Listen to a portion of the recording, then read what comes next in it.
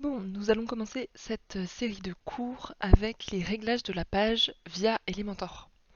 Avec Elementor Pro aussi, on le verra un peu plus tard pour des réglages plus spécifiques. Pour les réglages de la page, on va pouvoir se diriger tout en bas à gauche sur cette petite roue crantée dans Réglages. Là, on va avoir les réglages généraux de la page. Donc, c'est des réglages que vous pouvez changer pour certains aussi directement ici, donc avec le back-office de WordPress.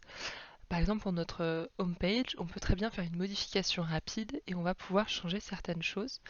Donc le titre, ça va être home chez moi. Le slug, je vous en ai déjà parlé. Le slug, c'est cette petite partie qu'on a après le nom de notre site. Et donc c'est bien d'avoir un slug qui est en accord avec votre page. Et vous allez pouvoir changer certaines petites choses, la date par exemple ici, la rendre en privé ou non. Si c'est une page privée, vous pouvez y ajouter un mot de passe et seulement les utilisateurs ayant ce mot de passe et pouvant le rentrer sur le site vont pouvoir voir cette page. Vous pouvez aussi en changer l'état, donc la publier ou la passer en brouillon ou en attente de relecture. N'oubliez pas de mettre à jour juste ici quand vous avez fait des modifications avec WordPress. Nous on va annuler parce qu'on ne veut pas qu'elle soit prise en compte. Mais vous pouvez aussi retrouver tout un tas de petites modifications rapides comme celle-ci avec Elementor. Donc je le redis tout en bas à gauche sur la petite roue crantée des réglages. Ici on va avoir le titre de la page, donc on peut très bien le changer ici. Je vais juste remettre Home pour moi, il n'y a pas de souci.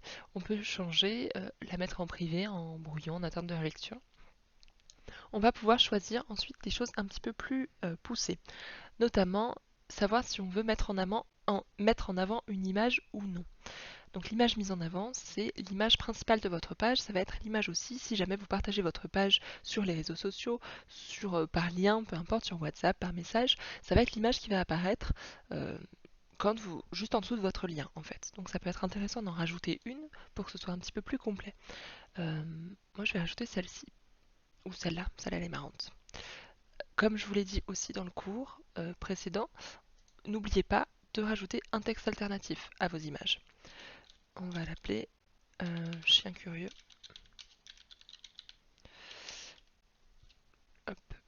N'hésitez pas à mettre plus de mots-clés, de choses intéressantes pour vous. Moi, ça reste des tutos, donc c'est pas très important. Mon référencement n'est pas important, c'est un site fictif.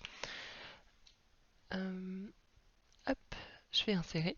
Donc là, on ne le voit pas du tout apparaître sur la page parce qu'on n'a pas demandé à ce qu'il apparaisse sur la page. On a demandé à ce que ce soit l'image mise en avant. C'est deux choses vraiment différentes. Là, on reste sur les réglages qu'on ne voit pas obligatoirement sur la page. On peut aussi choisir sur cette page de masquer ou non le titre. C'est juste ici. Ça peut être intéressant de le masquer parce que clairement, ça n'apporte rien d'avoir juste le nom de la page en haut. Et puis, il n'est pas très joliment écrit en plus. On peut ensuite choisir un modèle de page. Les modèles de page, c'est Elementor qui les met en place. Et donc, vous avez plusieurs possibilités de modèles. Le modèle par défaut va juste vous récupérer le header que vous allez construire et vous allez voir, on va faire un exemple dans cette série de cours pour construire notre propre header et notre propre footer. Donc la page par défaut, elle est toute simple. Vous pouvez rajouter des sections ici, rajouter des choses à l'intérieur. On va juste rajouter un petit texte pour qu'on puisse bien voir les modifications qu'on fait. On revient dans les réglages de la page.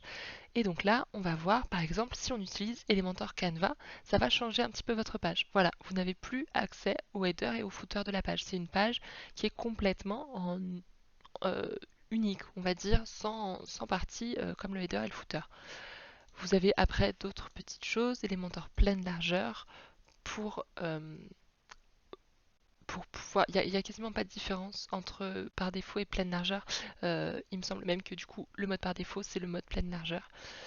Vous pouvez ensuite rajouter un thème, mais on reviendra un petit peu plus tard sur les thèmes. Pour l'instant, moi, je vais laisser le mode pleine largeur. Je dis une bêtise, il y avait un petit détail de différent entre le mode par défaut et le mode pleine largeur. Ah, il a disparu. Je croyais qu'il y avait plus d'espace. Hop. Donc on revient en pleine largeur. Bref, c'est pas très grave, c'est pas très important. On va continuer avec les réglages de la page. Donc là, on voit qu'on était dans les réglages généraux de la page. Donc pour aller là, je suis allée dans la petite roue crantée en bas. Et là, on voit qu'on est sur le premier onglet, donc réglages. Ensuite, on a un deuxième onglet qui s'appelle Style, juste ici. On reste bien sur les réglages généraux de la page, mais on est dans le style du corps de la page du coup. Vous pouvez très bien ici changer de type d'arrière-plan. Donc on peut rajouter une couleur en arrière-plan par exemple.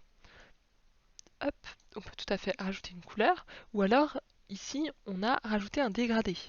Je vous laisserai faire vos propres dégradés, amusez-vous. Je ne suis pas responsable de ce que vous allez faire avec, hein, parce que clairement, vous voyez, c'est magnifique. Donc on va rester en classique. Si on n'a pas envie de mettre une couleur, mais qu'on veut par contre une image en fond, il faut bien voir que là, l'image prend toute la page, hein, clairement. On peut très bien rajouter une image en fond, on va rajouter celle-là par exemple.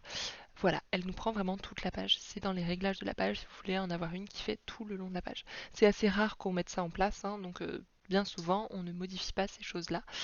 Euh, Quand vous avez déjà mis une couleur mais que vous ne la voulez plus, vous pouvez juste cliquer sur la petite couleur et faire effacer. C'est juste cette petite donnée là. Hop. Vous pouvez aussi ajouter ici des marges internes. Marge interne, c'est ce qu'on appelait en CSS du padding. De la même manière que je vous l'ai conseillé en HTML CSS sur le projet 1, je vous demanderai ici de ne pas abuser des marges, s'il vous plaît. Vous avez plein d'outils hyper intéressants avec Elementor pour ne pas utiliser des marges à tout va. Donc là, si néanmoins vous n'avez pas possibilité de faire autrement, vous pouvez ici rajouter des marges sur votre page, des marges internes. Hop. On va ensuite aller voir les réglages avancés de la page, c'est juste ici dans le troisième onglet en haut. Et donc là, on voit qu'on peut rajouter du CSS customisé. Vous allez voir un petit peu partout, souvent dans les réglages avancés, le custom CSS. C'est quelque chose d'assez régulier que l'on voit avec Elementor. Il nous permet de rajouter des petits morceaux de code CSS pour rajouter des choses qui ne sont pas faisables avec Elementor et Elementor Pro.